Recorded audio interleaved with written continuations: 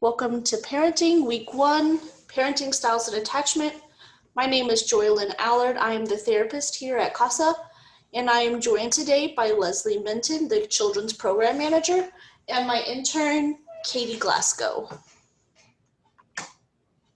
Expectations for this course are to please silence your phones, only answer if it's an emergency, participate and listen. There are going to be audio and visual cues and questions that you will have to respond to make sure that you're paying attention. If you are interacting with other people in Google Classrooms, please respect the privacy and confidentiality of the others who are participating as well. Do not share group materials or content with others. If you know people who are interested in the course, please just refer them to us and not give them the material that we have worked hard to develop. And keep track of your own certificates. As instructors, we do not keep copies of them. And if you are required to take this course and want the instructors to be able to talk to whomever is requiring you to complete this course, please let us know so we can send you a release of information form. The only thing that we keep track of as instructors is your participation. Like, I'll document Jane Doe participated in week 1 on this date, if they received a certificate or not, we don't keep them because we'll end up with a bunch of them. So if you are required to take them and show certificates as proof, it is vital that you be responsible for your own documents. So in week 1, we will learn how to identify the different parenting styles. We will complete a quiz to figure out what your parenting style is, and then explore how your parenting style impacts your child and maybe some parenting struggles that you're going through. We will identify the history of your parenting style development, learn about and identify the different types of parenting, the parent-child attachment styles. We will also complete a quiz to understand your own attachment type and explore how it has impacted your life and parenting. And we will learn about protective factors that are important for parents and families to possess and why they're important. And then at the end, we will also complete a quiz to understand what parental protective factors are strong within your parenting and your families, and which protective factors could use some improvement. Note, it is the mix between attachment and parenting styles that determines your actual parenting approach. Pause here to take your parenting style quiz. Understanding parenting styles. So when we're talking about parenting styles, there are 2 parental aspects that make up a parenting style. There's parental control, which is how parents are able to manage their children's behaviors, ranging from being very controlling to having very few rules and demands. And then there is parenting warmth, or parental warmth, which is how accepting and responsive parents are to their child's needs and behaviors. And that ranges from being unresponsive and rejecting to being very warm and responsive and accepting. Below is a chart that shows you kind of on a graph where each parenting style that we're going to talk about is going to range on demandingness and responsiveness. Parenting style determines how you discipline, which has a dramatic effect on your child's development and attachment, and your approach influences your child's mood and temperament well into adulthood. So the 4 styles of parenting are positive or authoritative, permissive, dominating or authoritarian, not to be confused with authoritative, and then there's the unengaged, neglectful, or uninvolved parent.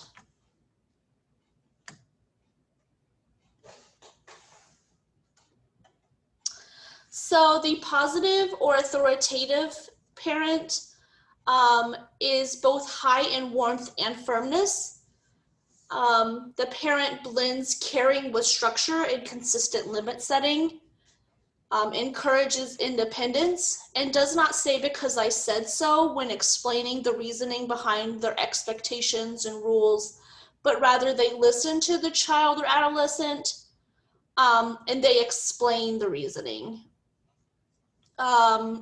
They also use consequences rather than punishments. And when they do use punishments, they use positive punishments when it's required. We'll talk more about the differences between consequences and punishments and negative punishment and positive punishment when we get to the discipline portion of this class. Children with authoritative parents tend to be happy and successful and are typically good problem solvers. An example of an authoritative parent is Mufasa, Simba's dad, if you've seen The Lion King. In the following clip, you will see him taking time to explain the expectations, and then even when he gets in trouble for doing something he's not supposed to do, he calmly and respectfully explains why the thing that Simba did was wrong and the effect that it had on him emotionally.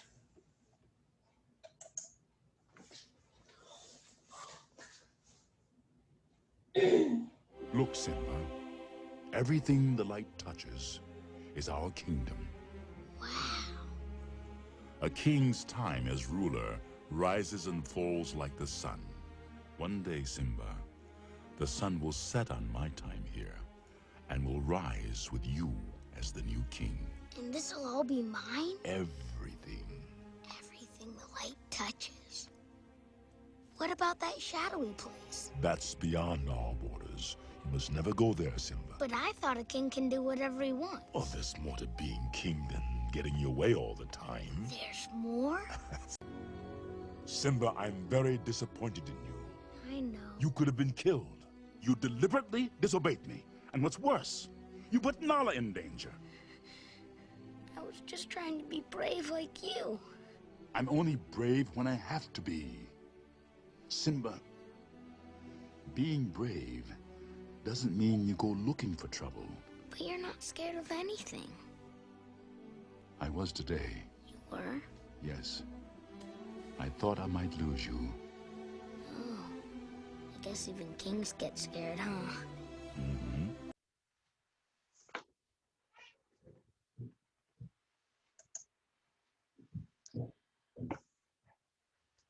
There is also permissive parenting style, which parents of permissive parents, they are high in warmth but low in firmness. They have a very hands-off, kids will be kids attitude. They have very few behavioral guidelines, and the parent uses limited discipline or no consequences. They tend to be lenient and lack discipline. They also don't want to upset the child by imposing those consequences or having rules.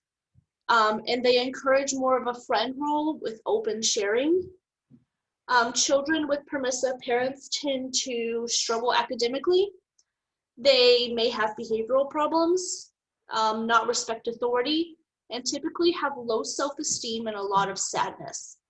One example of permissive parenting is Baruka's parents from Charlie and the Chocolate Factory. Willy Wonka and the Chocolate Factory, I think. Yeah, Charlie's the one with... The older one, not the one with Johnny Depp. Yeah, Charlie's the one with Johnny Depp. My bad. I think.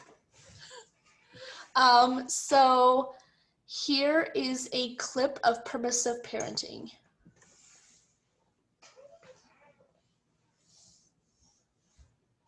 I wanted to be the first to find a golden ticket, Daddy. I know, Angel. We're doing the best we can. I've got every girl on the bleeding staff hunting for you.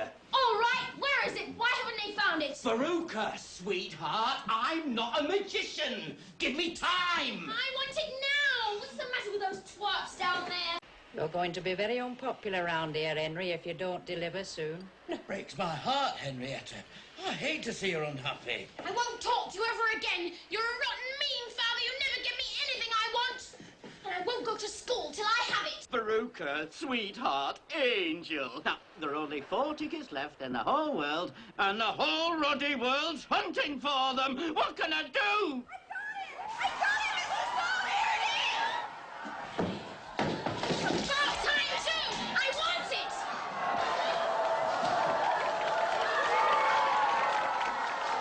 Give me that ticket. Thank God for that. Aye. Happiness is what counts for children. Happiness and harmony.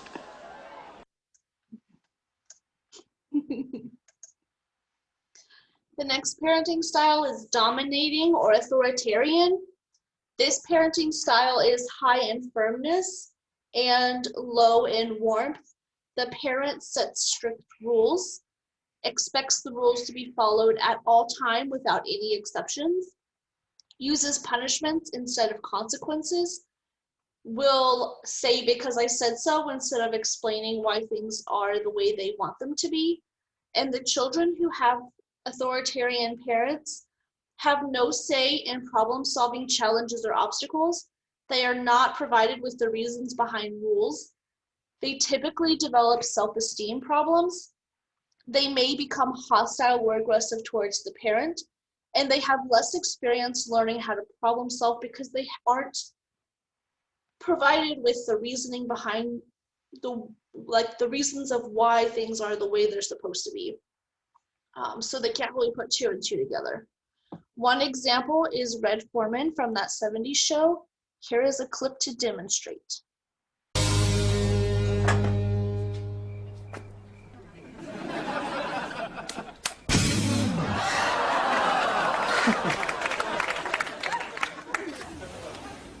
Oh, no, honey. Yep, he thought he could sneak out. So, what now, Ho Chi Minh? Well, I'll tell you one thing. Playtime is over. Your friends are no longer allowed in the house. Wait, what? No, we'll talk about it in the morning. Fine. We'll talk about it in the morning. We'll talk about how your friends are no longer allowed in the house.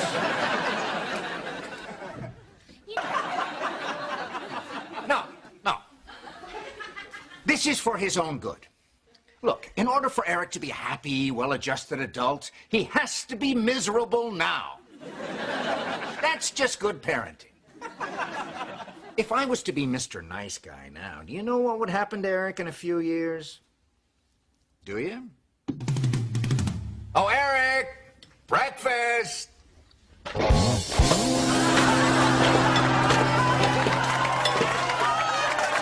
Oh, there's my sweet little baby boy. Why didn't I discipline you? Shut up and eat your cornflakes.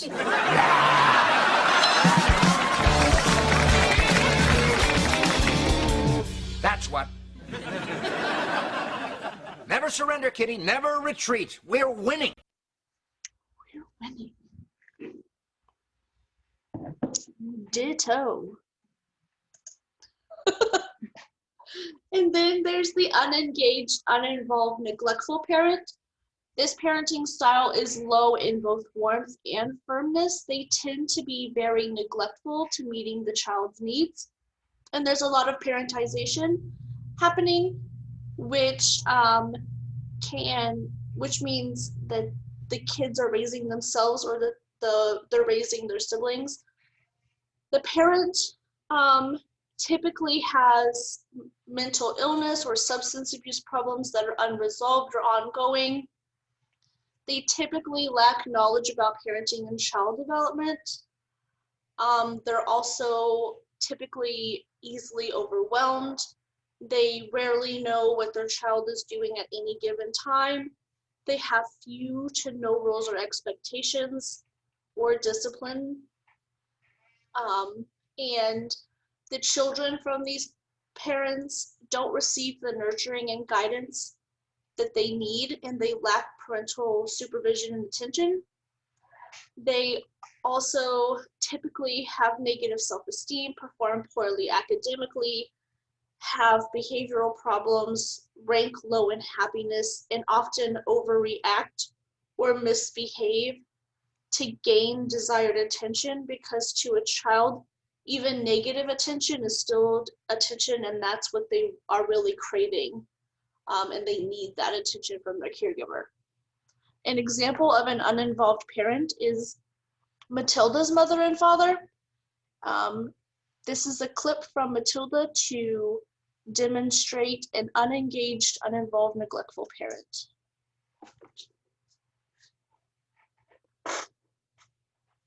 Any packages come today? Where'd all this come from? The library. The library? You've never set foot in a library. You're only 4 years old. 6.5. You're 4. 6.5. If you were 6.5, you'd be in school already. I want to be in school. I told you I was supposed to start school in September. You wouldn't listen. Get up. Get up. Get out here. Give me that book. Dearest Pie, how old is Matilda? 4. I'm 6.5, Mommy. 5 then. I was 6 in August. You're a liar. I want to go to school. School. It's out of the question. Who would be here to sign for the packages? We can't leave valuable packages sitting out on the doorstep. Now go watch TV like a good kid. You know, sometimes I think there's something wrong with that girl. Tell me about it.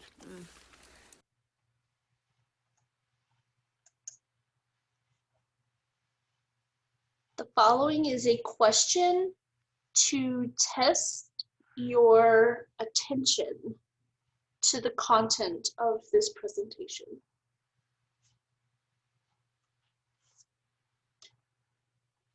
Please make sure that you write it down and create a document of some sort so that you can turn in your response in a designated portal in Google Classrooms.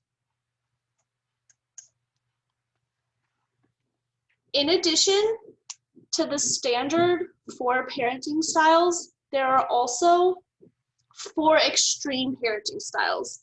There's attachment parenting, helicopter parenting, free-range parenting, and tiger parents, all of which are typically more extreme versions of the previous 4 versions we just learned about. Attachment parenting concentrates on high-touch relationships between the parent and child, and they really focus on the baby Bs, which are like bonding, breastfeeding, baby wearing, bed sharing, and boundary building, all thought to promote closeness and attentiveness between the parent and the child through continuous contact. The pros are that it uses gentle, nonviolent discipline based on age-appropriate expectations. It encourages breastfeeding, which promotes bonding between mother and baby, and has also been shown to be a healthier and more economic choice for many families. The cons are that it's very labor intensive and demanding. You have your child with you or on you or near you at all times. And it also puts unrealistic demands and obligations on the parents, especially for working mothers. Many women who work outside of the home have reported feeling weighed down and guilty that they don't feel like they've upheld the principles of their attachment parenting. Critics also point out that the co-sleeping bed sharing portion of the baby Bs, which is encouraged by this parenting style, can be dangerous or fatal to infants and babies.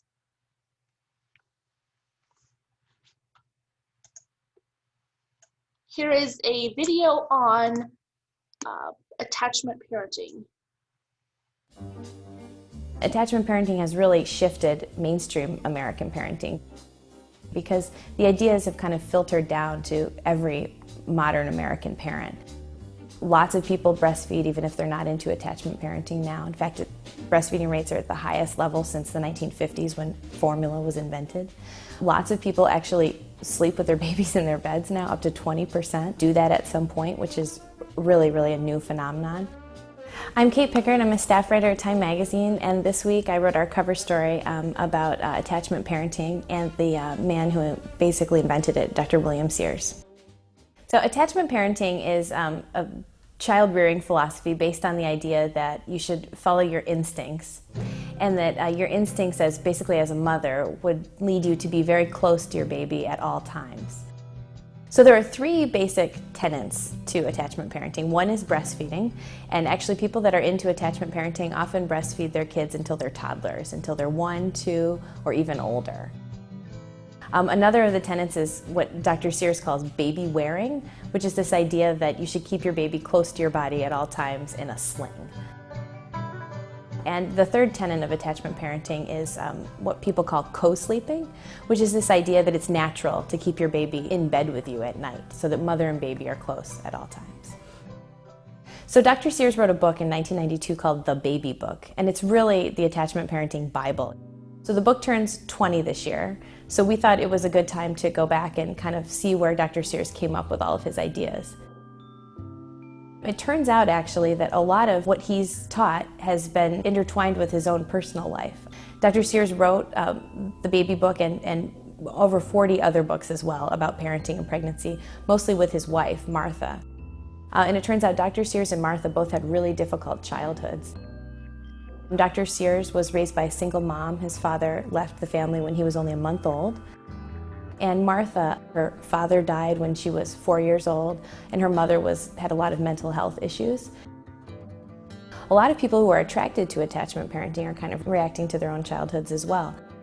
Lots of the mothers that I talked to had difficult experiences or just kind of not super close relationships with their own mothers. One of the things I noticed when I was with Dr. Sears when he saw patients is how he's different than maybe a typical pediatrician. One thing that seemed different is he doesn't take babies and put them on an exam table. He mostly does the exam while the baby's being held by the mother. With older kids, he starts each exam by hugging the kids, but even if it seems awkward, it usually makes the kids smile, and it just kind of diffuses the seriousness of a doctor examining you. One piece of criticism that Dr. Sears has really fielded a lot is that he's, anti-feminist, that you can't really be an attachment parent and wear your baby and breastfeed and stay up all night nursing your baby in bed if you have a job. Dr. Sears claims that attachment parenting is actually ideal for working moms because it's a way of, being really close and connecting with your baby when you come home from work. But in practice, it can be incredibly exhausting in a way that maybe doesn't allow some people to function enough during the day, get enough sleep to really perform well at their work. I think a lot of people get into attachment parenting feeling like I need to do this for my baby. But I think some self-examination would reveal that it's a lot of parents' own issues too that feed into kind of how they decide to parent. And the good news is that in the end, data and research has shown that a kid that feels wanted and feels loved is sort of on the right track. But there's no evidence to show that, wearing your baby in a sling or sleeping with your baby is really going to change how they turn out when they're kids or later when they're adults. And then there is helicopter parenting, which is also known as hyperparenting or overparenting. Helicopter parents rarely let their children out of sight as an attempt to prevent any challenges or obstacles or danger in their child's life that they can perceive, therefore preserving their childhood or innocence. The pros of helicopter parenting include spending most of your time with your child, allowing like a bond to form between the two of you, and also by having such a close relationships, the parents can be involved in every aspect of the child's life. Therefore, they also know if they're safe. When you have such a close relationship, they will come to you if they are having issues. You don't have to seek them out. But the cons to it is that it's an extreme form of overprotectiveness, and it's very fear-based, which can later result in some mental health issues such as like agoraphobia, anxiety, lots of potential issues. And it also doesn't allow children to think for themselves, and resulting in the child losing their sense of self and independence. There is also a belief that helicopter parenting can result in the child rebelling down the road. This is a video on 5 ways helicopter parenting is bad.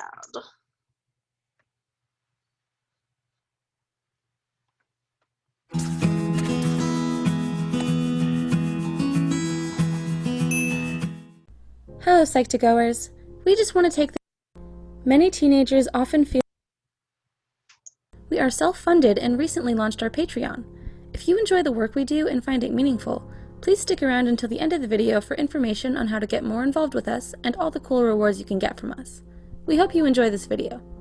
Many teenagers often feel as though their parents are being too overprotective and suffocating. Helicopter parenting is a term used to describe how some parents pay extremely close attention to their child's life, to the point of controlling many of the child's experiences and knowledge. Some may argue that doing this will allow the child to grow up safely, but there are adverse consequences to not letting children experience life for themselves. Here are 5 ways that helicopter parenting can affect you. 1. You're incredibly dependent on your parents to make decisions. Helicopter parents tend to make important decisions for you, instead of allowing you to try it. They're afraid of letting you do something wrong. They think that if they can prevent disasters from the beginning, then they should. If they continue to do this until you grow older, then you won't have any opportunities to learn how to be independent and take on responsibilities. Everything you do as an adult will need your parents' approval first. This dependency will stunt your growth as a person and therefore reduce your ability to function in society. 2. You have underdeveloped life skills. Since helicopter parents are controlling, you may not have the chance to develop life skills that are important, such as effective communication with others. This is a direct result from being too dependent on others. Without the ability to explore the world on your own, you miss out on many lessons and experiences that life offers. For example, if your mother decides that you should stop hanging out with a group of friends and you agree without asking why, then you've missed the chance to learn how to judge what makes a good friend and how to recognize bad influences around you. 3. You experience high levels of anxiety and depression. Several studies and anecdotal data from college counselors suggest that college students with parents overly involved in their academic lives are more likely to experience anxiety and depression. The younger generation is also being exposed to the same stress today. There are many possible reasons that students are experiencing more anxiety in the academic setting. For instance, kids most likely fear disappointing their parents and think that satisfying their parents is more important than maintaining their health. Helicopter parenting doesn't support children. Instead, it makes them uncomfortable. If you're unsure about whether you want to go to college, check out our video, 10 Signs School May Not Be For You. 4. You have a low sense of self and self-esteem. Helicopter parents will try to do all the problem solving for you. Without the ability to figure things out by yourself, you don't develop a healthy sense of identity. Combined with helicopter parents' tendency to restrict your social life, this would only increase your isolation and loneliness. This often leads to low self-esteem, especially during your teenage years. You can start to doubt every decision you made, including casual ones such as daily choice of clothes and food. This lack of self-confidence can damage your future because you don't know who you are. As a result, your life goals and career path will become blurry, and you won't be able to live a satisfying life. 5. You begin to resent your parents. As children, you're curious and want to explore the world on your own terms. When parents take away that opportunity because of their overprotectiveness, you can grow up to resent your parents. As a result, you may start to act out and lead rebellious teenage years, which can be dangerous. You may stop listening to your parents and begin to associate with people that can negatively influence you. Because helicopter parents often don't teach their kids how to use good judgment, you may have a hard time differentiating between a bad crowd and a good crowd. In the end, both parties suffer. Your parents are hurt because of your rejection, and you feel suffocated under their watchful eyes. It's an unhealthy relationship that will only get worse if neither act or change. There are many solutions to help improve this relationship. Affection and communication are key to a healthy relationship between parents and children, especially once boundaries and expectations are set. It is also recommended that parents teach their children to be confident while allowing some freedom for individual exploration. Parents must find a middle ground between a hands-off and hands-on approach. If they completely neglect you, thinking that life will teach you everything you need, then they're not providing enough guidance. But smothering you with rules and guidelines isn't the best method either. Talk to your helicopter parents about your frustrations and work out a solution together. Are you affected by helicopter parenting? Please share your thoughts with us below. Also, don't forget to subscribe for more content from Psych2Go and check out our Patreon. We started it because we want to grow into a bigger platform that reaches more people who are in need of help. With your contribution, you can receive our PSI pendant, t-shirt, issues of our magazine, and many more membership benefits. Your funding will help us produce The next parenting style that is extreme is free-range parenting. Free-range parents want to preserve the traditional approach, allowing kids to have some freedom without constantly worrying about something bad happening. Parents who have a free-range parenting style often let their children walk to school alone and ride their bikes outside without supervision. And in some extreme cases, parents often have been reported allowing their children to go grocery shopping or riding public transportation alone. The pros of free-range parenting include that the style is very based on the theory that children learn from their experiences and that failure can be a learning opportunity. Supporters of free-range parenting often look at it as simply preparing their child for the real world instead of preparing the world for their child. And it promotes self-reliance and it builds confidence. The cons are that it can be very dangerous and neglectful. And this is a video of a free-range parent who earned herself the name of basically the world's worst mom. Gregory Adams is 11, his sister Aries is 8, and so some people freak out when they see this. What on earth are their parents thinking, they ask? Letting kids wander alone, crossing streets by themselves, deep in the dense and dangerous jungle we know and fear as Brooklyn. We really wanted our kids to be independent. Alina Adams says it's a good thing to let her children learn early to take responsibility for themselves. The only way that you can make a person independent is if you allow them the opportunity to make their own choices and, most importantly, to make their own mistakes. Because how is anyone ever going to develop good judgment if no one has ever given them the opportunity to make a decision? For instance, I was playing on the scaffolding once. I did forward roll and I fell on my face, and now I know next time not to play on the scaffolding because I'll fall on my face. Do you think you learn more from making mistakes than you do from getting everything right? Yes. You do? Yeah. Alina sees herself as the antidote to the overprotective helicopter parent. She's a free-range parent. I was a free-range parent before I knew I was a free-range parent. Some might condemn Alina as the world's worst mom, but that would be unfair. This is the world's worst mom. Lenore Skenazy, writer, TV host, and mom of 2 boys. World's worst, yep. She also invented and owns the trademark for the term free-range kids, about which she's doing a radio interview at the moment. Free-range kids is the movement I started, and you'll recognize them because they're just plain old kids raised the old-fashioned way. This all started when Lenore let her son Izzy ride the subway all by himself. I wasn't scared, but I was excited. Kind of like a jittery excited that I can't believe I'm finally doing this. Okay, wait, you're thinking this isn't such a big deal. But here's what Izzy looked like when he first took that subway ride by himself. He was 9. It was all his idea. His mom just set it up. She left him at Bloomingdale's with a subway map, a fare card, and 20 bucks. He rode from Midtown Manhattan to Queens on the subway and then transferred to a bus home. And a few days later, his mom wrote a column about it. The reaction was that I got labeled America's Worst Mom. If you Google America's Worst Mom, I'm there for 77 Google pages. I mean, I just looked it up the other day. It's like 3 million hits. The idea of abduction is a very rare event. So I was on all these shows instantly and being grilled, you know, why would you do this? And don't you care? And how would you have felt if you died? Like horrible questions. You could have gotten the same experience in a safer manner. Right, well, let me ask you about that. But what is the same experience is going on the subway, and that is safe. It's safe to go on the subway. It's safe to be a kid. It's actually safe to ride your bike on the streets. We're like brainwashed because of all the stories we hear that it isn't safe, but those are the exceptions. That's why they make it to the news. This is like Boyle's egg. The emails started coming in, but the people who thought Lenore was the world's worst mom were outnumbered by those who thought she'd hit the nail on the head in a world scared witless by day-to-day living. Statistics show crime is lower now than when today's parents were kids, and cities, especially, are safer. So I started my blog, the Free Range Kids blog, that very weekend, to say my side of the story, which is that I love my children. I love safety. I love helmets, car seats, seat belts, mouth guards.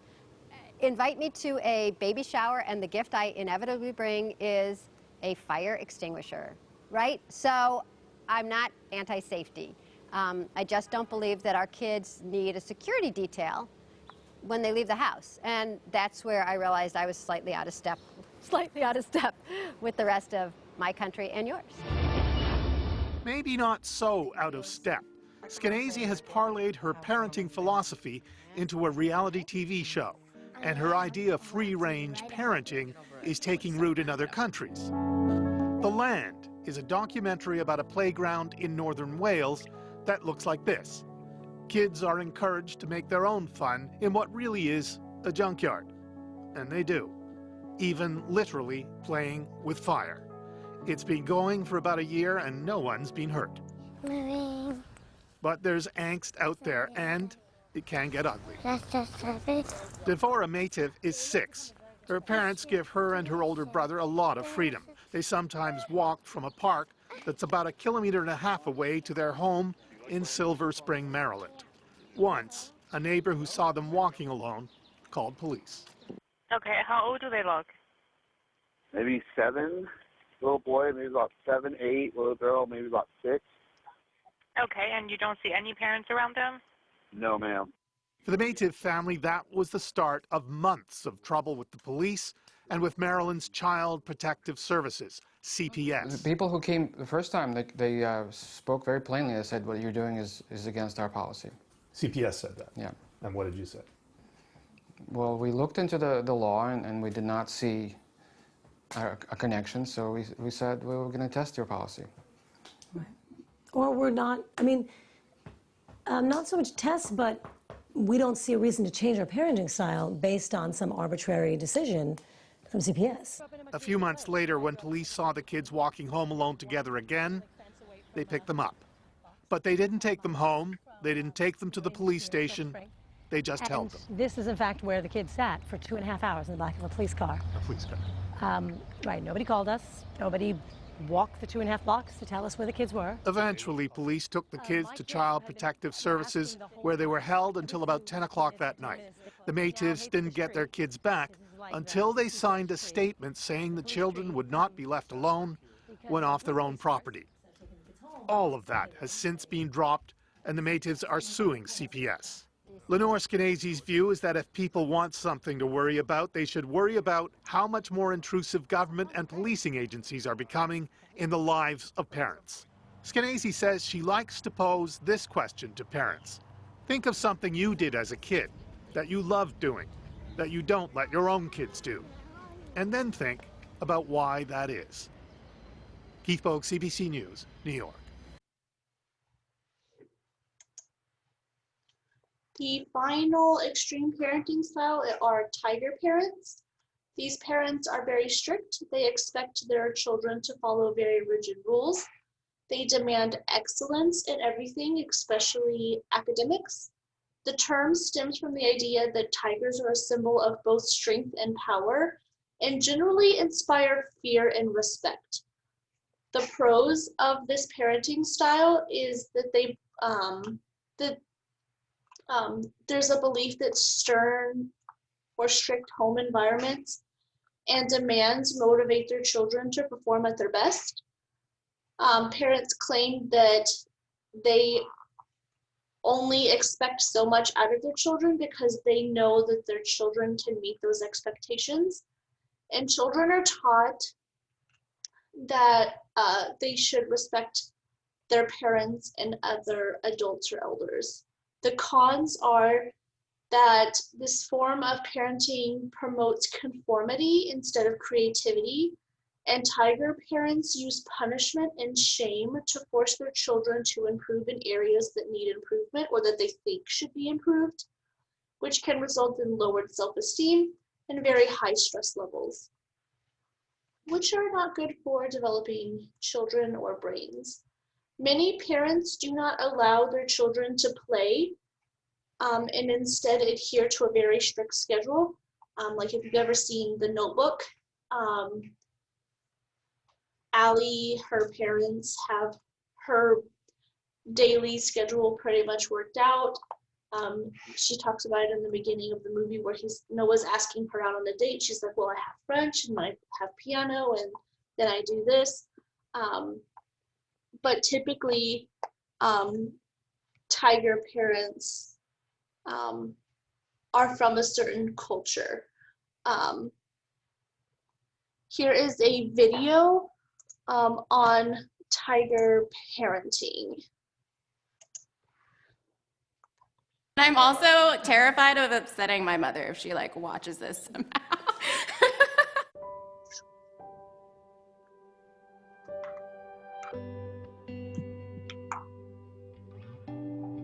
What's the first thing that comes to mind when you hear tiger mom? Tough.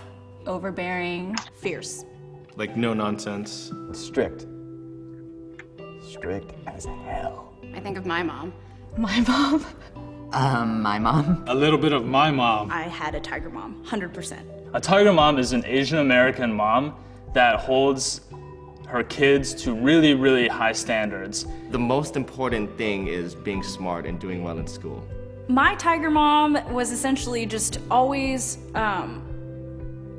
pushing you to be excellent. Actually, they expect more than the best from you. They have an ideal of what you should be, and you should meet or beat it. If it's an A-, why don't you get an A? Or if I got 100%, she'd be like, was there no extra credit points? You know, she chased me with the broom one time down the street because I wasn't doing my homework. If I wanted to go out with my friends, I'd have to request to go out a month in advance. I had to do this math test or whatever, and then if I didn't get every question correct, I would have to do it again, and it was like 100 questions. You know, I know plenty of people who kind of endured that tiger style of parenting. I did not like having a tiger mom when I was little. It made me very angsty, especially as a teenager. I guess there were moments when I felt like, oh, come on, man, I did my best. I mean, when you're a kid, all you want to do is you want to play outside. Play video games, watch Pokemon, like, didn't really want to work that hard. Now that I'm older, I definitely appreciate the way my mom raised me. I think my mom raised me this way because she didn't have the opportunities growing up herself to have a better education and be the person she wanted to be. It ultimately comes because of love. You know, they love us so much that they want us to do the best. Now I do realize that back then, she would have been proud of me regardless of the grades that I got. Thinking about it as an adult, that's love. It's tough love. The older you get, you realize it also has a lot of benefits having a tiger mom. It kind of instills you with a really good work ethic. I'm such a better person for it today, and my work ethic and my drive today is all thanks to her. Ultimately, do you think that you'll become a tiger mom? Yes. Probably. I'm probably gonna be like a semi-tiger mom. With my own son, I'm actually a tiger dad. I think I'm going to become a tiger mom because that's the only way I know how to raise a child.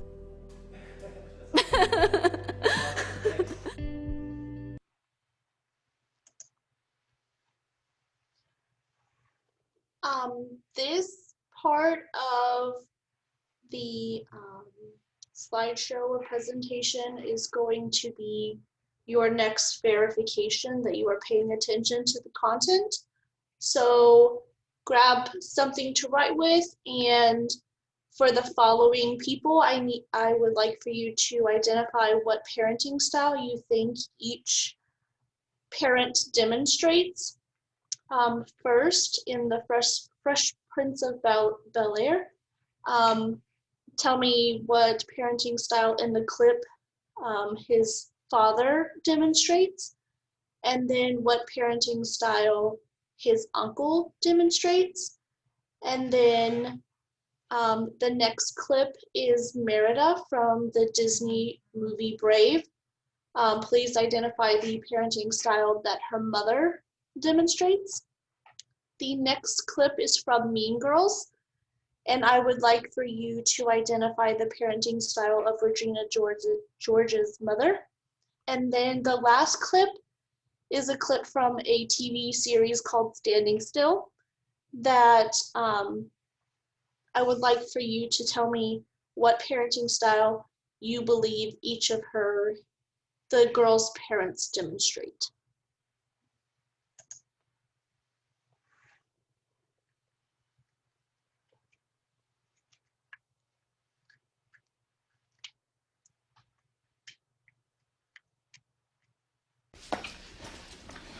Will, I'm glad you're here. Some business came up I gotta handle. So we're gonna have to put our trip on hold. You understand? Yeah, that's cool. That's cool. Just for a couple of weeks. I understand. Yeah, maybe a little longer. Yeah, whatever. Look, I'll call you next week and we'll iron out the details. Okay? Yeah. It was great seeing you, son. You too, Lou.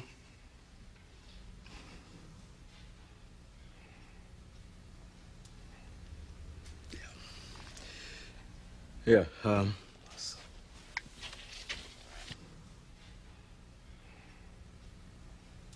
sorry, Will. You know what? Actually, this works out better for me. You know, the Slimmies of summer come to class wearing next to nothing. You know what I'm saying? Will, it's all right to be angry. Hey, why should I be mad? I'm saying at least he said goodbye this time. I just wish I hadn't wasted my money buying this stupid present. I'm sorry. If there was something that I Hey, could you know what? You ain't got to do nothing, Uncle Phil. Hey, ain't like I'm still 5 years old, you know? Ain't like I'm gonna be sitting up every night asking my mom, when's Daddy coming home, you know? Who needs him? Hey, he wasn't there to teach me how to shoot my first basket, but I learned, didn't I? Hey, I got pretty damn good at it too, didn't I, Uncle Phil? Got through my first date without him, right? I learned how to drive, I learned how to shave, I learned how to fight without him. I had 14 great birthdays without him. He never even sent me a damn card. The hell with him!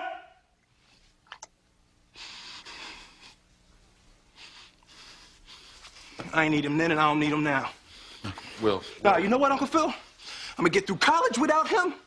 I'm gonna get a great job without him. I'm gonna marry me a beautiful honey, and I'm having me a whole bunch of kids. I'm gonna be a better father than he ever was. And I sure as hell don't need him for that, because ain't a damn thing he could ever teach me about how to love my kids.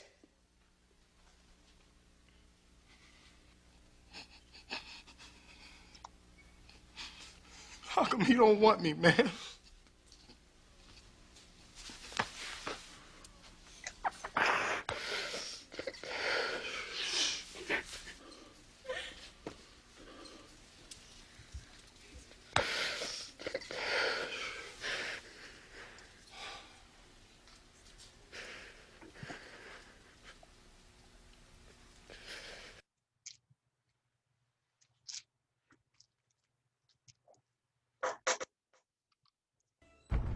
I'm the princess. I'm the example. I've got duties, responsibilities, expectations. My whole life is planned out. Preparing for the day I become, well, my mother. She's in charge of every single day of my life. I, Robin, jolly Robin, and thou shalt know of my project. And thou shalt know of mine. Enunciate, you must be understood from anywhere in the room, or it's all for naught. This is all for naught. I heard that. From the top. A princess must be knowledgeable about her kingdom. She doesn't doodle. That's a C, dear.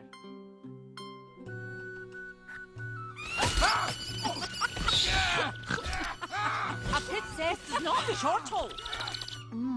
The Doesn't stuff her gob. Rises early. Is compassionate. Patient. Cautious. Clean. And, above all, a princess strives for, well, perfection. But everyone's...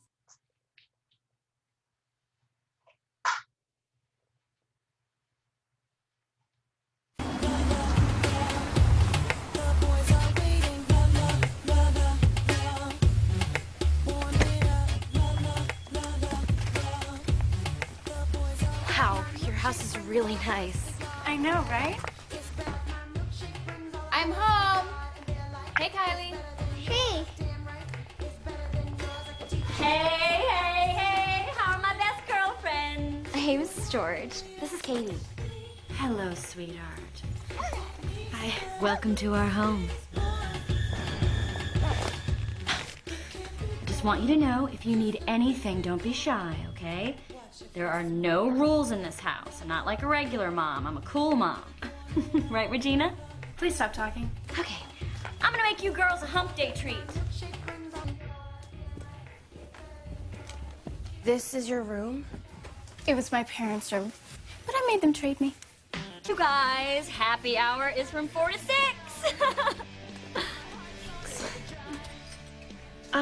Is there alcohol in this?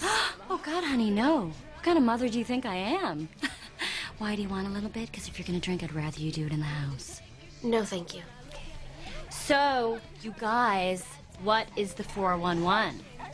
What has everybody been up to? What is the hot gossip? Tell me everything. What are you guys listening to? What's the cool jams? Mom, could you go fix your hair? Okay.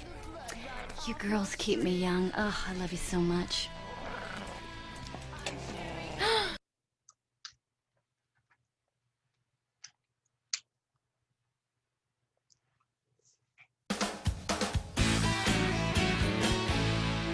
Hello, Mother.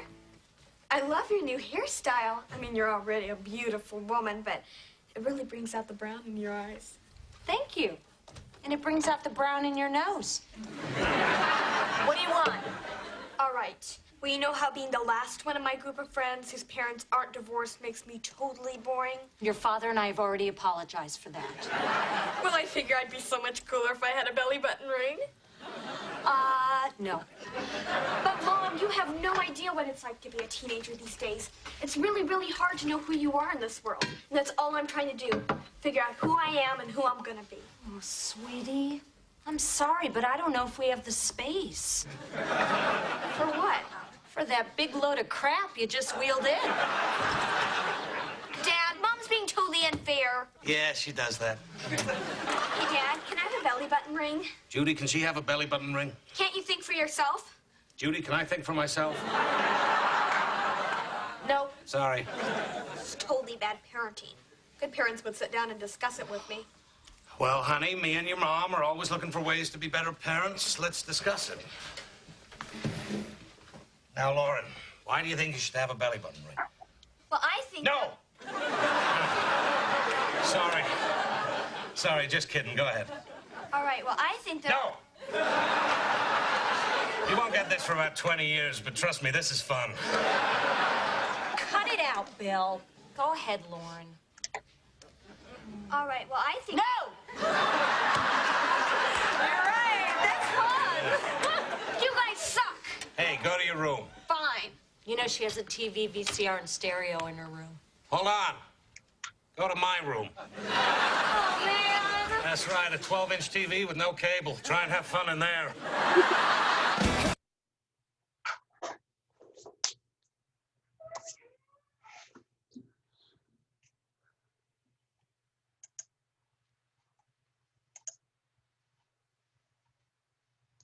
The following video talks about parenting styles and the effect that it has on children.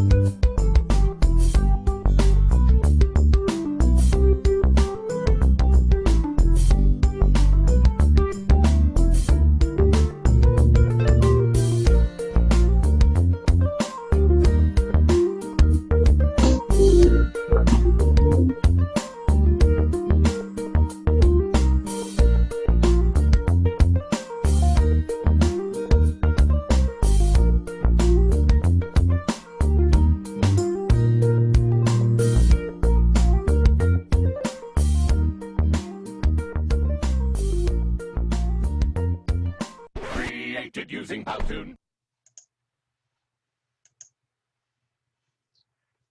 In this section, I would like for you to go to the discussion board on parenting styles and your quiz scores and start a conversation about what your parenting style was according to the quiz, if the results surprised you at all,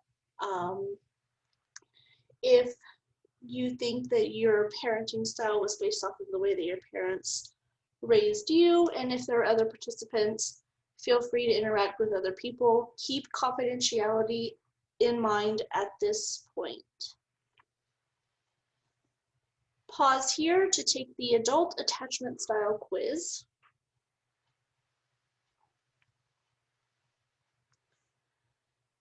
So after you have taken that attachment style, you might wonder, what is attachment? Well, attachment is a deep, enduring emotional bond that connects one person to another. It's the level of emotional security in which a child feels protected by the parent and secure. I'm sorry. Sorry, that's for you. Okay, thank you.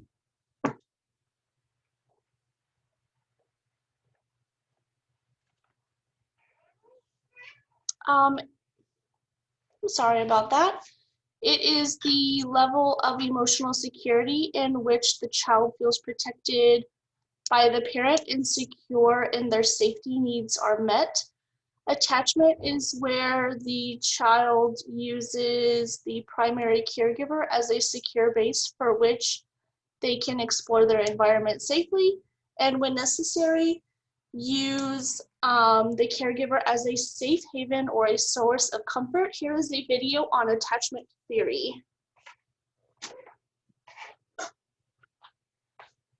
The attachment theory argues that a strong emotional and physical bond to one primary caregiver in our first years of life is critical to our development.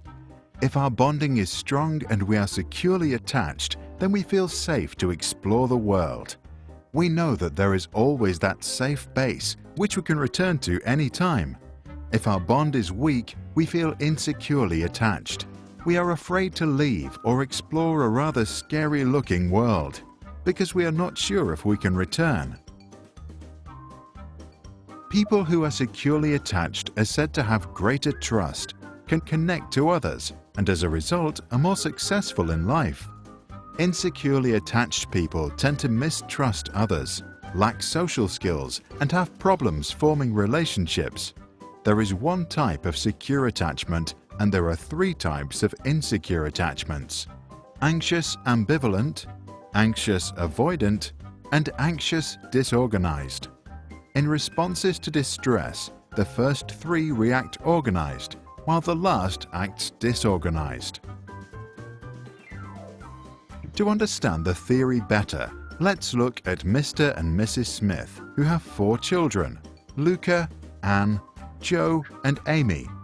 The Smiths are lovely parents who cuddle, make frequent eye contact, speak warmly, and are always there for their kids. But one day, Mr. Smith falls very sick and dies. For Mrs. Smith, life now becomes very difficult. She spends all day working, while at the same time trying to care for her children. An impossible task. At 6 years of age, Luca's brain is for the most part developed, his character strong and his worldview shaped. The new situation does not affect him much. He knows there is still always Mum, his safe haven. He feels securely attached. Later, he turns into a trusting and optimistic young man. His self-image is positive. Anne, who is 3, has problems coping with the new lack of attention. To Anne, her mother now acts unpredictably. She is anxious about their relationship and as a result becomes clingy. To get her mum's attention, she has to raise her emotional state and scream. When her mum finally reacts with a predictable response, she herself acts ambivalent and doesn't show her true feelings. Later in life, others think Anne is unpredictable or moody. Her self-image is less positive. Her attachment style is anxious ambivalent. 2-year-old Joe spends his days with his uncle, who loves him, but thinks that a good education means being strict. If little Joe shows too much emotion or is too loud, his uncle gets angry and sometimes punitive. This scares Joe. He learns that to avoid fear, he has to avoid showing his feelings, also in other situations. As an adult, he continues this strategy and has problems entering relationships. His image of himself is rather negative. His attachment is anxious avoidant. Amy, who is just 1 year old, gets sent to a nursery. The staff there is poorly trained, overworked, and often very stressed. Some are outright abusive. Amy therefore becomes anxious of the very people she seeks security from, a conflict which totally disorganizes her ideas about love and safety. As she is experiencing fear without resolution, she tries to avoid all social situations. As an adult, she thinks of herself as unworthy of love. Her self-image is very negative. Her attachment is anxious, disorganized.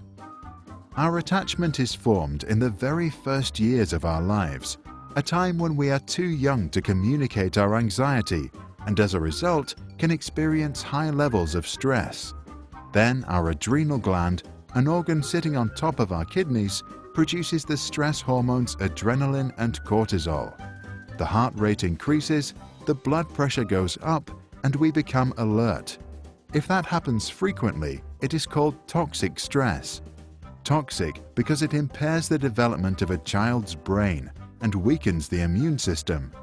In embryos or at a very young age, toxic stress can even switch the expressions of genes, which can affect our health many decades later. By simulating a strange situation, we can assess an attachment style already by the age of 1. To do this, we let the child play with their mother for a few minutes inside a room. Then the child is left alone. The key moment is the child's reaction when her mother returns. Securely attached children first usually hug their mother, then can calm down and eventually get back to playing. Insecurely attached children can be ambivalent and avoidant. Some can't stop crying or refuse to continue playing. The long-term effects of our attachment in the early years are well documented. Using the theory, researchers at Minnesota University were able to predict already at age 3 if a child would drop out of high school with 77% accuracy. In another study, undergraduates at Harvard were asked to assess how close they felt to their parents. 35 years later, they were asked about their health. 91% of those who said they had a rather broken relationship with their mother were also diagnosed with health issues, including coronary artery disease, hypertension, and alcoholism. For those that had reported a warm relationship, the figure of poor health diagnosis was just 45%. But there is another reason why the early years deserve special attention. They are the starting place for subsequent behaviors.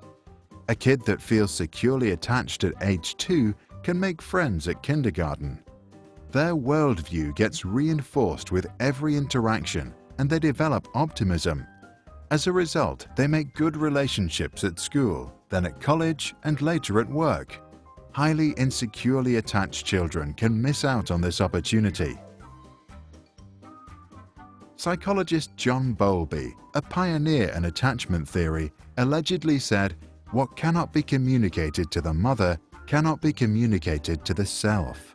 In other words, those who feel insecurely attached might not quite understand themselves. To get to know who they are and what they feel, they might have to go way back in time.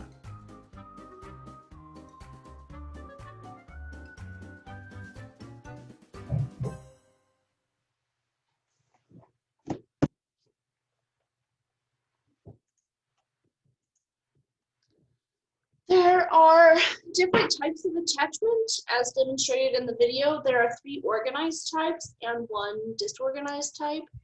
The 3 organized types are secure, avoidant, and resistant, and then the disorganized is simply just called disorganized. Organized means that the child knows or can predict the caregiver's response when in distress. And disorganized means that the child is afraid of the caregiver's atypical, unpredictable, or unsafe responses, or they have maybe some underlying developmental conditions like autism, spectrum disorder, or any other things that might impair their ability to respond in an organized way. These are just some graphics that kind of give you an idea of what each one looks like. This part is in the handout that we give with the certificate if you would like to review it at a later time.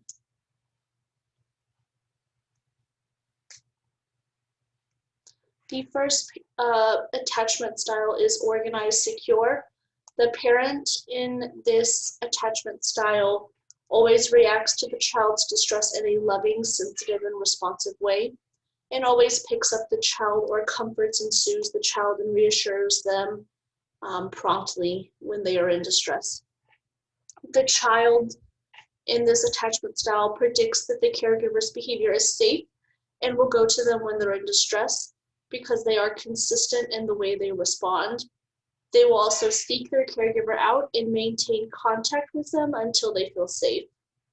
They also learn that negative emotions may be expressed freely and that they gain a comforting response or behavior from their caregiver. The outcome of this attachment style is healthy child development. And here is a video from, I believe, the Khan Academy on secure attachment style.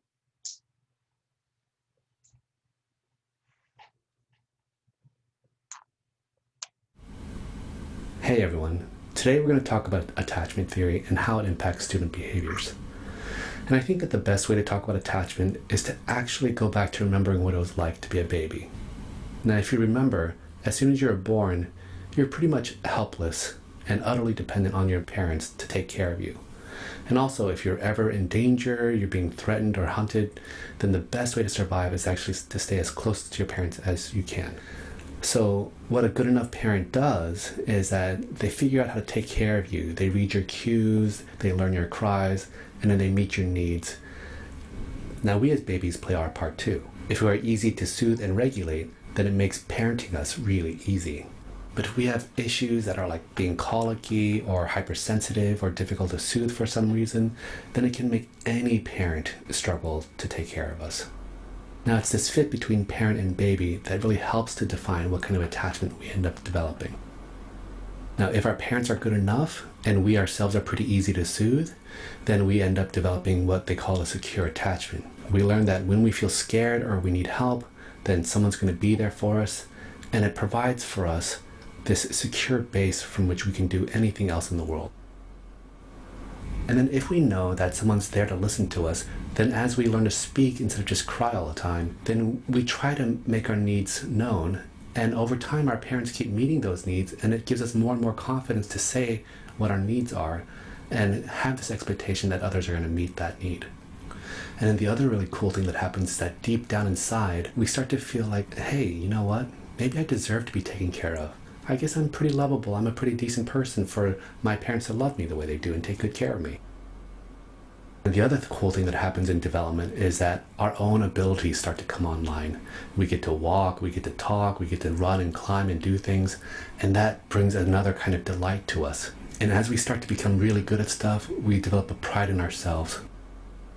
And our brains are designed to constantly seek new stimulation. So as we develop these new abilities, we want to go explore the world as much as we can. And if we feel safe in the world because of our secure attachment, then we're more likely to explore and feel really good about it because we know that if something bad happens, someone's going to be there to catch us. Someone has our back. And now we have these two competing delights in our life. The first one is the delight in being held and loved and secure and knowing that someone's going to take care of us. And then the other delight is the delight in our own ability to go out into the world and get something done.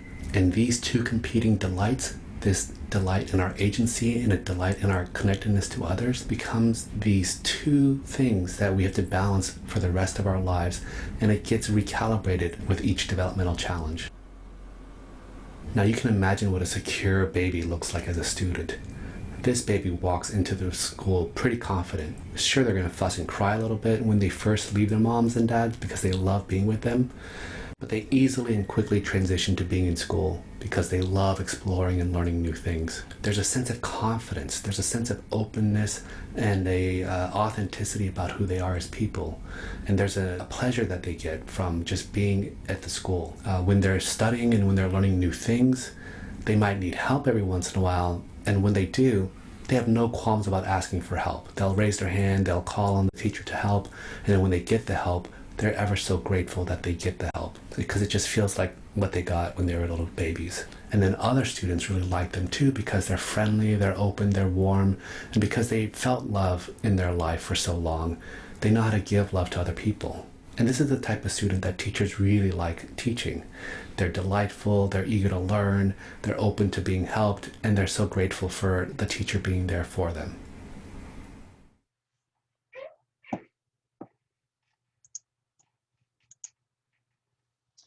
The next is an organized type, and it is insecure avoidant. Later on, there's going to be a chart which will have them in quadrants, kind of like they did with the parenting styles. And so it could be in there as insecure or avoidant or dismissive. But for adults, when you take the parenting attachment style, it's going to be known as the dismissive. This is where parents react to a child's distress in an insensitive, rejecting, ignoring, or annoyed way. They'll either ignore them or ridicule them, or they become annoyed with the child's distress. They might say something like, "Oh my gosh, you're just annoying me, please go away," or call them stupid idiots for not knowing how to handle this on their own. The child then predicts that the caregiver's response is going to be negative, and they will avoid the caregiver when they are distressed. The child will then also minimize, so they will downplay displays of negative emotions or events in the presence of their caregiver because they don't want to be ignored or ridiculed or rejected or have their parent respond in an insensitive way. It's their way of kind of like protecting themselves from verbal and emotional like abuse that those things could inflict. And the child has an increased risk of developing adjustment problems. And here is a video from the Khan Academy on avoidant attachment.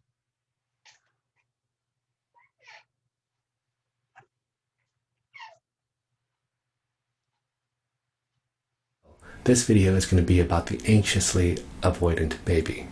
These babies look really chill and calm, but deep inside there's a level of anxiety in them because, remember, all babies need to be close to their parents.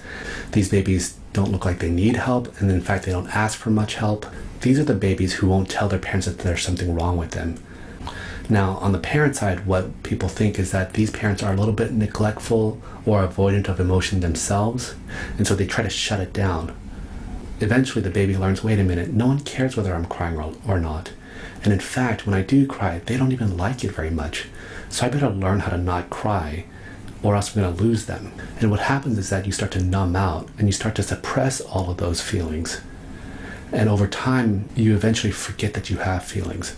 These people literally have very little awareness of their emotions, and they can't tell you what they're feeling inside. And I think that these babies actually have pretty good self-regulatory abilities. So they're the ones who can actually suppress all of that feeling and take care of themselves. And then when their own abilities come online, they finally have something that they enjoy and delight in. They really like being able to take care of themselves and get food for themselves. They'll open the refrigerator and make a sandwich for themselves. And they enjoy exploring the world because it becomes a way to distract themselves from the relationship anxiety. And it's also a way to just feel good about themselves and their abilities. So these babies become very external focused and accomplishment and achievement focused. And they'll want to be the best at whatever external thing they can be. And I think deep inside it's a way for them to still yearn for approval and admiration while still keeping people at a distance. Now, as a student, this anxious person walks into the school kind of quiet, a little bit wary, and maybe a little bit suspicious. Or on the other hand, they can actually be the class clown because they will be superficially really popular and positive, but then no one really gets to know them on the inside. They don't really have any really close friends.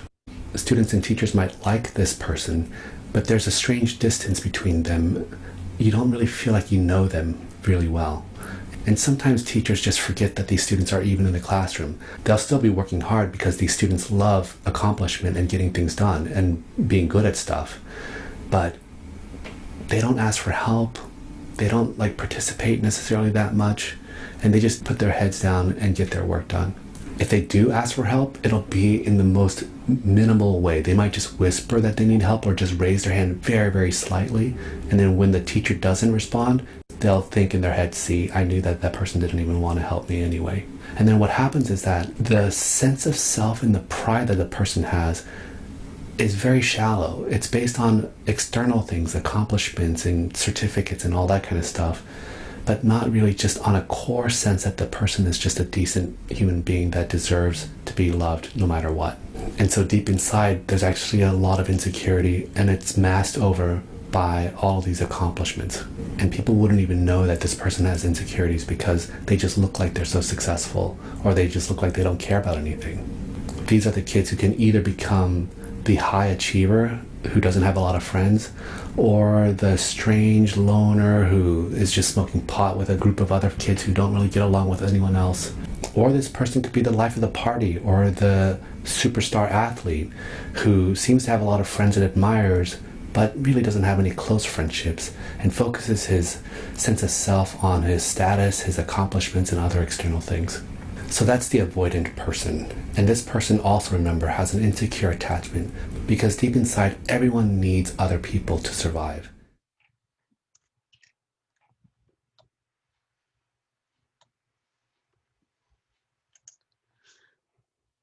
The next organized attachment style is insecure resistant, or also known as ambivalent. Parents with this attachment style, they tend to react to their child's distress in an inconsistent, unpredictable, or involving ways, like they make it about them.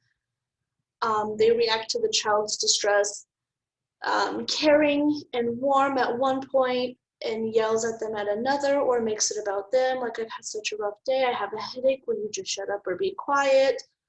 The child then learns that their caregiver will be unpredictable in the way that they respond to them, so the child will then exaggerate their distress and their emotions in hopes that the caregiver will not miss their need for security.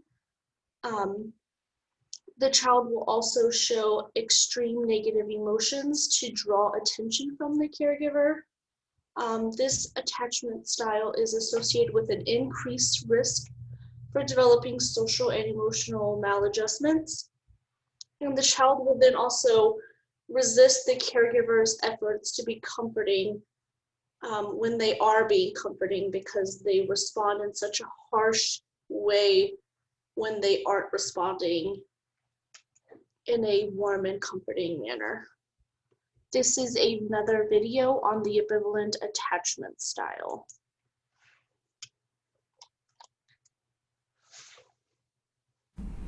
Hey everyone, today we're going to talk about the anxiously ambivalent attachment.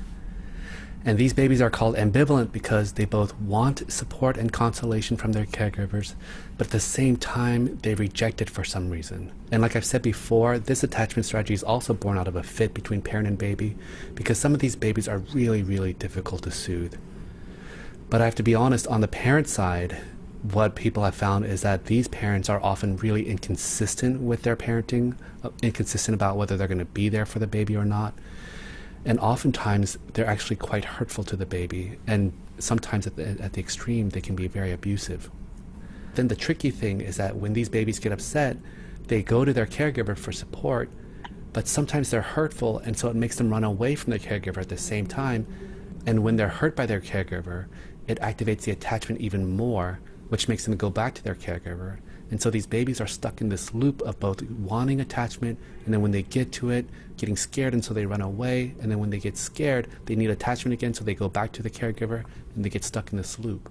So even when their own abilities come online, and other babies are exploring the world using their new abilities, these babies feel anxious because they're not sure that their mother's going to have their back if they need help.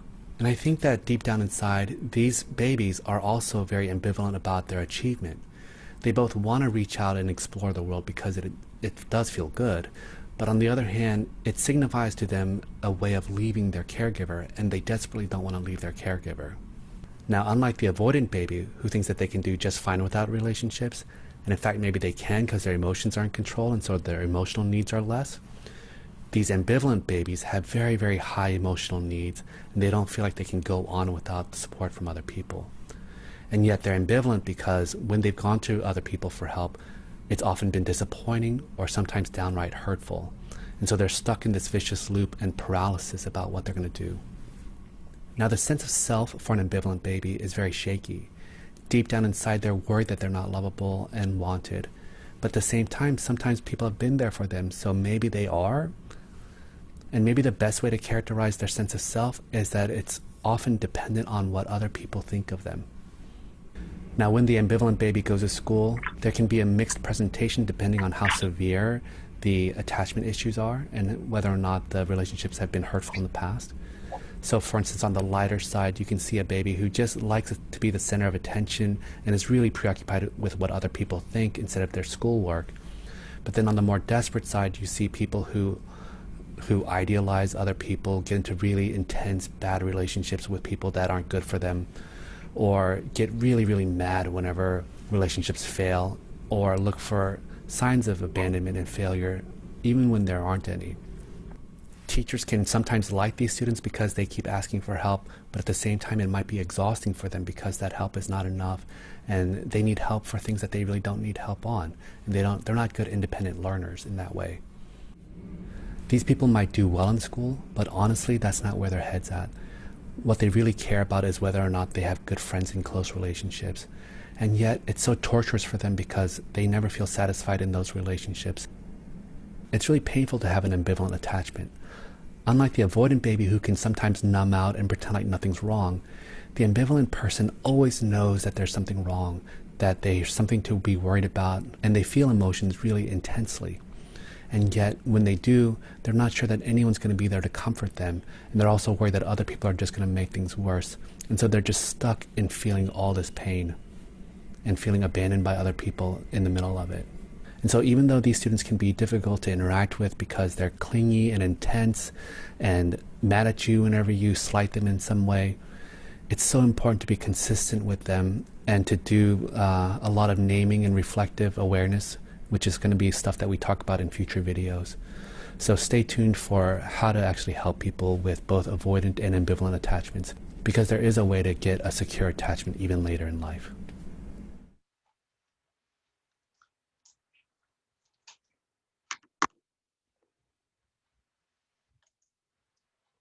The last and final is disorganized. A small percentage of children do not use any of the strategies for coping with distress. These parents often show atypical behaviors, or the child could have some developmental or mental issues themselves. The parents are usually frightening, or they're frightened themselves. They could be dissociated, they can make things sexualized, or otherwise responding in atypical parental behaviors that aren't normal for caregivers to use when interacting with their child who is distressed. Caregivers using this behavior are typically grieving, may have unresolved emotional, physical, or sexual trauma, or are just traumatized in general. You see this a lot in people who have PTSD or victims of sexual or domestic violence.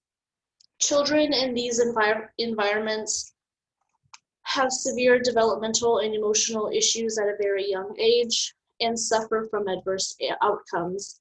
The child may also display extremely disruptive or chaotic behavior at an early age.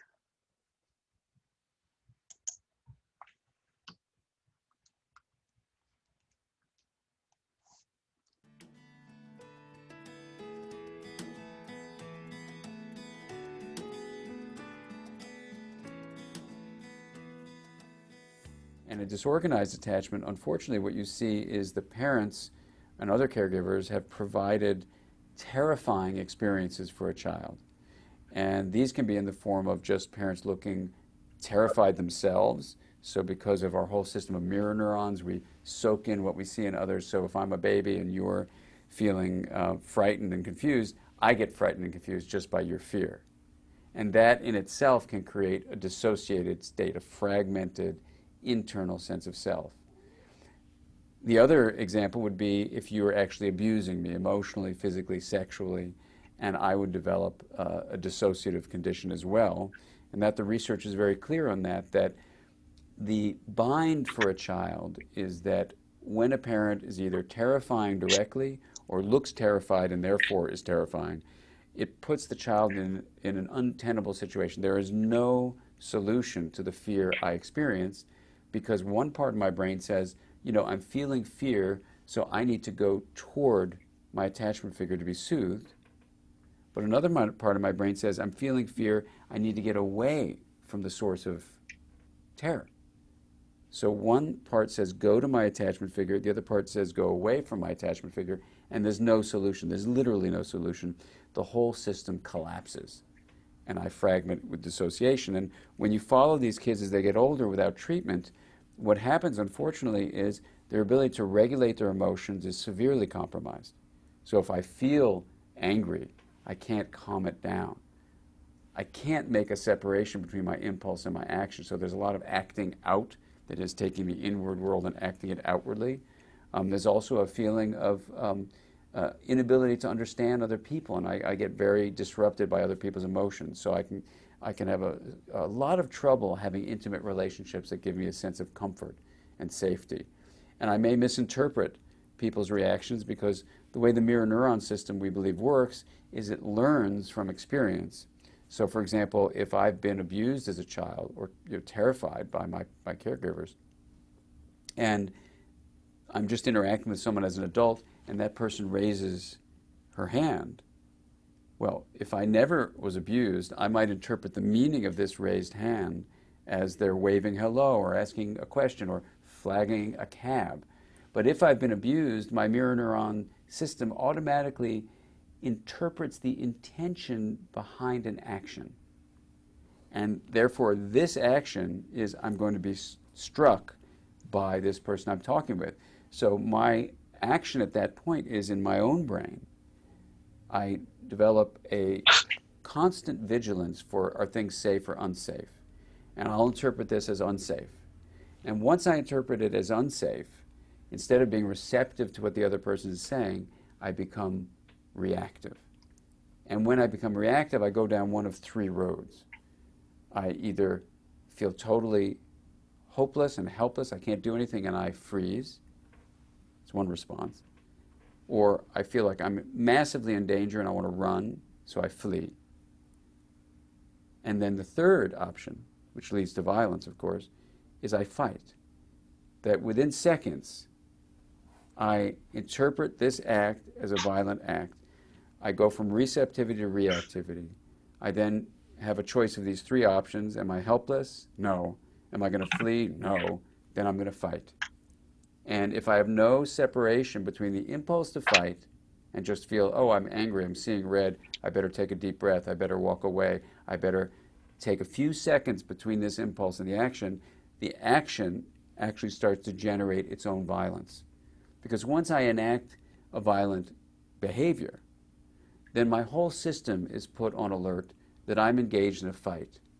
And everything that I've grown up with from an evolutionary point of view over millions of years of ultimately being a fish in a cave protecting the female that I'm laying eggs with, I am going to fight to the death.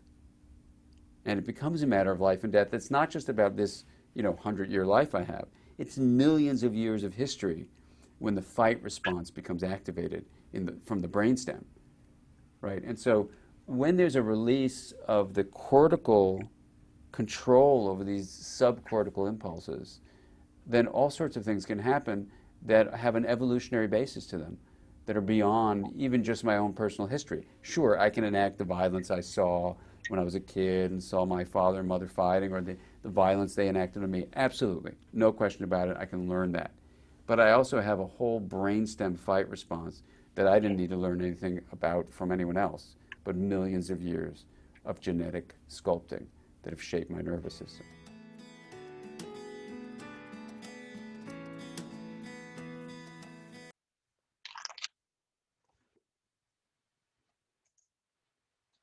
Here is that chart I was talking about earlier that demonstrates, similarly to the parenting style, what each attachment style falls on a quadrant between avoidance and anxiety. So what attachment style, looking at the chart, do you think it answers this question?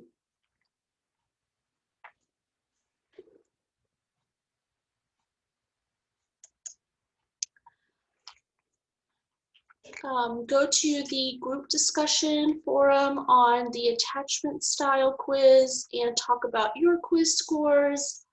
What type of attachment did you score the highest in? Which one did you score the lowest in? Did the results surprise you? Why do you think you had that particular attachment style score the highest? And if possible, interact with others, ask questions if you need to. Us instructors also have access to the forum, and keep confidentiality in mind for yourself and others. Please take the protective factors quiz. So parents have and need protective factors. In original language, this is enhancing parental resilience, developing social connections, building your source of knowledge of parenting and child development, offering and accepting concrete support in times of need, fostering social and emotional competence, and promoting healthy parent-child relationships. In everyday language, that means being able to be strong and flexible, realizing that parents need friends and social interaction, that parents, being a parent isn't all natural, but it is part natural and the other part is learned. So being able to gain knowledge on best practices in child development, and being able to accept that we all need help sometimes from agencies, other people, and that parents help our children learn how to communicate with others verbally, non-verbally, in social situations, and how to communicate their emotional status. And the last one is giving your child the love and respect that they need and deserve. So these following slides, the pictures were taken from a slideshow that was primarily made for social workers and therapists to help foster these parental protective factors. So some of the stuff isn't going to be 100% relatable, but it can be modified to be relatable. Parental resilience is managing the stress and functioning well when faced with challenges, adversity, and trauma. What this looks like with general life stress is being hopeful and optimistic and self-confident, having problem-solving skills, self-care and a willingness to ask for help when you need it, and the ability to manage negative emotions. And resilience when it comes to parenting stress is not allowing stress to interfere with your parenting and your nurturing, and having a positive attitude about parenting and with your child or children. So some everyday actions you could use to foster parental resilience are demonstrate multiple ways in which you are valued, whether it's by your parenting partner or by your child, honoring your family's race and language and culture and history and your approach to parenting. Encourage yourself with affirmations and other parents to manage your stress effectively. Practice self-care techniques. Support each other and yourself in decision-making processes, and help build decision-making and leadership skills. And then know how to buffer during stressful times for yourself and your child. Social connections are the positive relationships that provide emotional, informational, instrumental, and spiritual support. So what this looks like is multiple friendships and supportive relationships with other people, feeling respected and appreciated, accepting help and giving help to others, and having skills for establishing and maintaining these connections. Some everyday actions are to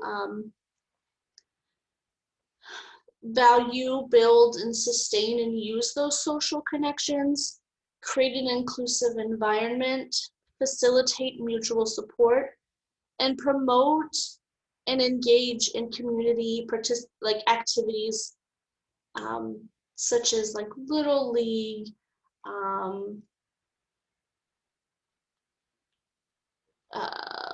the Christmas parade, other things that are in the community that will make you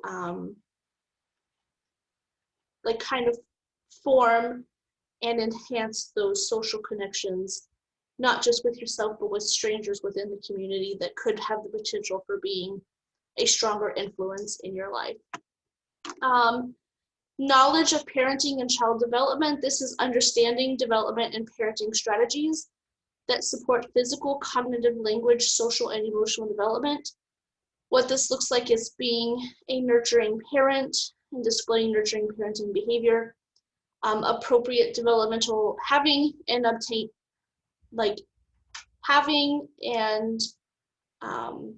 utilizing appropriate developmental expectations, the ability to create a developmentally supportive environment for your child. So like having toys that are at the appropriate age, expectations that are for the appropriate age, using language that's appropriate. Having positive discipline techniques and the ability to effectively manage your child's behavior. Recognizing and responding to your child's specific needs, because let's face it, all of our children are going to be different, and something that works for one kid's not going to work for the other, even if you have, that's especially true, like not just between families, but even between your own children if you have multiples. And in everyday actions, it is modeling developmentally appropriate interactions with your children, providing and gaining information and resources on parenting and child development, encouraging yourself and other parents to observe and ask questions, explore parenting issues, and try out new strategies. If maybe one's not working for you, you could try something else. Parenting is a lot of trial and error, especially when we talked about earlier that each kid is going to be different. And address parenting issues from a strength-based perspective, because when you think about the things that you do well, you're going to be in a better mindset to recognize the things that you don't do well that maybe you could improve upon, because when you're always negative, it's going to be really bad for you. So it's best to take it from a positive standpoint. Like it's, what do they call it? Like a compliment sandwich. You say one, like a few good things, and then you put the bad things in between, and then more good things. And then concrete support in times of need, access to concrete support and services that address the family's needs and help minimize stress caused by challenges, such as seeking support when needed, Division of Social Services, food pantry, Salvation Army clothing, open door clothing, like just community resources and state resources that you might need, mental health resources, substance use resources. There's a lot of places, and it's going to be different from community to community on what's available, and knowing how to access those and having adequate financial security and making sure your basic needs are met, even if it means having to fill out an application for child care assistance through the Department of Social Services, or food stamps and health care. It's also persistence in advocating effectively for yourself and your child to receive the help that you deem necessary. So some everyday actions include responding immediately when you're in need, especially when it includes processing time for an application, providing and gaining information and connections to services within the community, and helping families develop the skills and tools that are necessary to identify your needs and connect to those supports. So being able to recognize when something is lacking in one area and knowing where to go for help. Social and emotional competence of children. This is the family and child interactions that help a child develop the ability to communicate clearly, to recognize and regulate their emotions, and to establish and maintain relationships. What it looks like for a parent is being warm and consistent in their responses that foster a strong and secure attachment with their child, and encouraging and reinforcing social skills and setting limits. For the child, this is age-appropriate self-regulation, the ability to form and maintain relationships with others, positive interactions with other people, and having effective communication. So some everyday actions that you could use to kind of build upon this is to help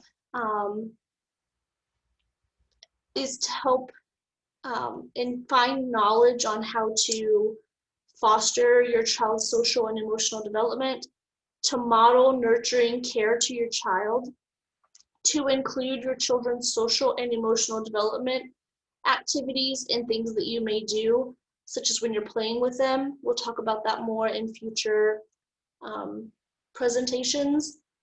Help children develop a positive cultural identity and interact in a diverse society, and respond proactively when social or emotional development needs extra support. So being able to recognize when something's unhealthy and where to go for support or help, such as if your kid needs medication or counseling, or maybe like an IEP. So what is the everyday language phrase for the following original language parental protective factors? Parental resilience, development of social connections, and promoting healthy parent-child relationships. This is an audio attention verification question that you will write down and submit within the Google Classrooms platform to verify that you are paying attention to the content.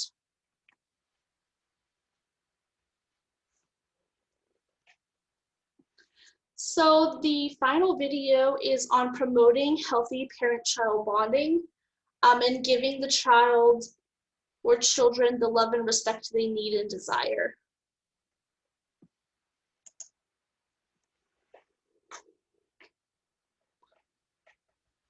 So here's 8 principles for attachment to occur between parent and child. The first one is the easiest one, believe it or not, but that is if in fact you're going to be a parent, how about, get on board, prepare for the act of being a parent. Well, there's an idea. Get ready. Get ready. When I met Carrie, she was doing labor and delivery. That's true, I was. And, the baby's born, mom's exhausted, and often when I went to see her on the floor, she was carrying the baby around, just got the little bugger there in her arm, just carrying it. And she, every time I saw her, she had some little child there carrying around, and it's almost like the medical staff got very adjusted to we don't leave the children just sit there in an incubator. We grab them and we drag them. We carry them everywhere. Yep, that's true. We did. So why did you do that? Because they do need to be held. They do need to feel like they're safe, and babies don't have they don't have brain development or a sense of what their environment is, and so being close to another person and hearing voices, may not be mom's voice, they're much more tuned to mom's voice initially, but hearing a voice helps them to adjust to and stay calm in their environment. So the idea that children are coming, I'm going to prepare to be a mom, prepare to be a dad, get the room in place, read some books, understand what's involved emotionally, because it's challenging when that child is crying all hours of the night. You got to set yourself up. What? It's not an 8 to 5 job? It's not an 8 to 5, and we've experienced that. No, our little daughter, Juliet, I mean, gosh, for 4 months, pretty much nonstop, she was having to be right there with you, and otherwise she tended to not do well. And it was absolutely demanding, and I will tell you right now, you've got to be ready for what's going to come, so prepared. Number 2, know the importance of holding and feeding and soothing the child from the moment that baby's born. As life continues, it changes, but know that importance. That's right. And the entire time that a baby is in the womb, they do hear. They hear mom's heartbeat. They hear the placenta. They hear things out in their environment. You'll see moms and dads talking to the baby through the belly, and some of them I've seen headphones on the belly because they're playing stress relieving music to their unborn baby. But it does help. It does work. Studies do show that kids that are talked to and when their environment is calm around them, that they hear as they're not even born yet, they tend to be calmer when they are born. I try to give these principles to my guys. I do a lot of the men's groups, and they really, it really is kind of new to them that the child that's carried in the womb can hear. And I've tried to, symbolize that by saying, look, have you ever been in a swimming pool and you're underwater and you can hear people? I have. It's muddled and it's mumbled, but the child picks up a sense of serenity, or if the parents are engaging and they're arguing. They pick up that energy. So very, very important that you realize that all these sounds that are going on, that child's hearing and learning, okay? Yep. Number 3, learn to respond to the child with sensitivity.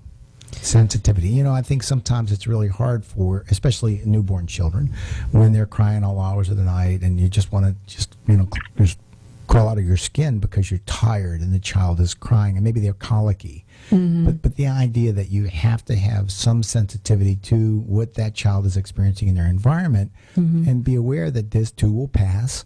Right. I'm there to hug you. I'm there to hold you. Yes, it gets trying. Yes, it gets difficult. Right. But be prepared to be sensitive as much as possible, especially in those newborn days. And I think one of the ways we as parents have to consider to do that is we really have to be patient and we have to slow down. Yes. So much. It's hard to be sensitive when I'm in a hurry because I got something to do, and it's much easier to be sensitive when I don't have this schedule pushing me. Oh my God, we got to be some, because then I'm getting all stressed up too, and the child may not be helping because they're having a moment. Number 4, develop a sense of touch. I can tell you that learning to be by your child and just that, put your hand on the shoulder or put your hand to maybe rub their hair, the back of their head. But when you're with the baby, even if you're not holding the child, and as your child grows, that idea that mom or dad, they feel enough love for me, enough kindness, that they're always got that idea that I'm being touched. Okay. Right. The next, if you will, be there at the essential times that your child develops. And I guess what I mean by be there is we've gotten into this habit of many of the people that we work with, they drop off the baby at childcare in the morning, and then they come back late in the afternoon, and oh my God, I got to go to school tonight, so I'll bring the baby to my mom's house or my, whatever.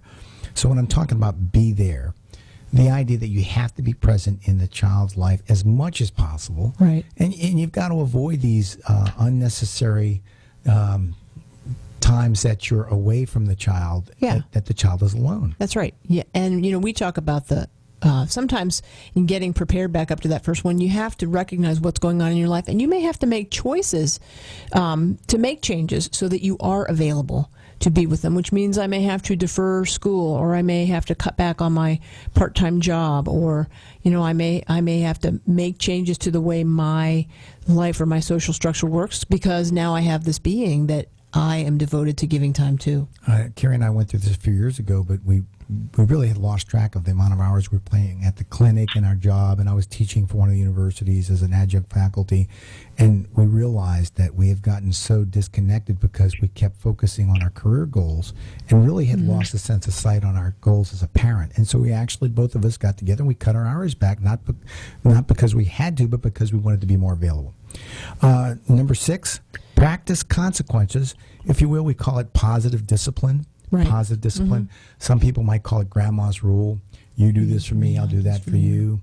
But the idea that as you're raising your child and your child does push boundaries and limits, that you're always bringing them back into the fold. You teach them that when you do things that are not acceptable, you might lose privileges, and as such, we develop this connection, which is based not on fear but on love. Right. It's an emotional connection with your child, as opposed to what you might call a bond, where it's goal oriented. We were looking at that this week. Bonding with children tends to be very goal oriented, and so I'm tasking you to do this, and then I'm watching. Whereas an emotional bond, an attachment, has to do with being emotionally available for my child at their level, and that's where discipline comes in. I'm emotionally available at your level, and at your level, I'm going to tell you or convey to you what is and isn't appropriate for being in this family. And then finally, the last of the 8, which is strive for the 3 C's. And the 3 C's would be career, children, and chores. So the idea that you're striving for balance. That I do have a career and I do have chores. The chores are the maintenance things that have to do with the house. Right. Grocery shopping and cleaning and vacuuming, such like that. Right. But that idea that the children are very integral, and that balance has to be there so they get their fair share. Yes.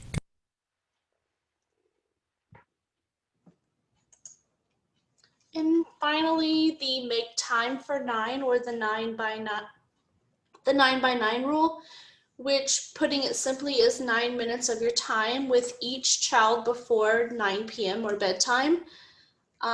Children need physical contact every day to help with their attachment, trust, healing, and health. This includes hugs, kisses, pats on the back, adjusting a shirt collar or a back rub, shoulder rub. They also need 9 minutes that matter. You need to spend quality time with them, and the most important times where you can spend this minimum amount of time with them daily is the first 3 minutes after the child wakes up and sees you, or after you come home from work, whatever the situation is, the first time they're seeing you in the day. The first 3 minutes after coming home from childcare or school, so wherever they go during the day, when you're not with them, and then the last 3 minutes of their day before they go to bed. Really take the time to slow down, look them in the eyes, and talk with them about their day. Ask them open questions like, what do you want to do today? What are your goals for today? How did today go? Really ask questions that prompt more than just a yes or no response, so that they have a more detailed response, and it will encourage the communication, which will help with your bond and attachment. Here we will go to the group discussion forum in the Google Classrooms about protective factors, and you can talk about what factors you scored high in, which ones you scored low in, how you might strengthen those to help you become a more resilient parent, maybe, and what that will look like. And if you interact with others or read other people's responses, please keep in mind confidentiality. If you have any questions, you can also ask them here. Now there is a quiz and class survey. The quiz is required for certification. It's in the Google Classrooms, and then the survey are some responses, a satisfaction survey that is used to keep track of our participation and satisfaction for our funders. Thank you for joining us today. Have a great day, and if you have any questions, please email or call me or Leslie. Our email address can be found on the CASA website, or the email address for myself is Joylynn, JOYLYNN, at CASA, CASA, hyphen, Sedalia, SEDALIA.org. And Leslie's will be Leslie, LESLIE, at CASA-Sedalia.org. And our phone number is 827-5559. Thank you. Have a great day.